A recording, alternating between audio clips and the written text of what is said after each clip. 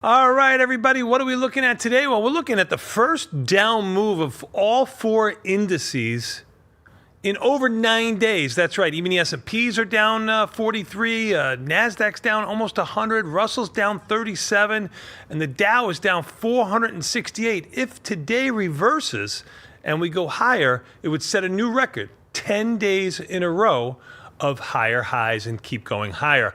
But you know what I need you to do right now before I get to my Microsoft trade? That's right, Mr. Softy. I need you to please click on that like button. Please click on that subscribe button. Show us some support here at tastylive. We love your support and we do appreciate it. All right, everybody. Microsoft, as you might expect, down around $14.50 today.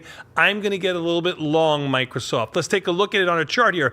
You can see it went all the way up to 460 earlier in April, really. It was down around 365 or so. I'm going to try to take advantage of a stock that has not benefited from this up move over the last 9 days. And maybe if we do sell off a little bit, Microsoft doesn't go down more or catches itself a little bit of a bid. What am I going to do in there? I'm going to go out to 44 days. I've got high IV rank of 58. Remember, we like implied volatility or IV rank to be high. That number is basically 0 to 100. 58 is on the high end of its range for this stock. I'm going to go to July with 44 days. I'm going to open up the strikes. And what do I like to do? When I'm looking to do a 1x2 put spread, which is what I'm looking to do, I usually go somewhere around the 20-ish delta. So that would be the 390, 395, really. I'm going to go a little bit more aggressive here. So I'm going to go to the 405 put. Remember, if there's a 30 delta on a put, there's a 60% chance of a touch. If there's a 20 delta on a put, there's a 40% chance of a touch. So I'm going to buy the option that has a 60% chance of a touch over the next 44 days and sell the option that has less than a 50% chance of a touch in the next 44 days, which is the 395 put.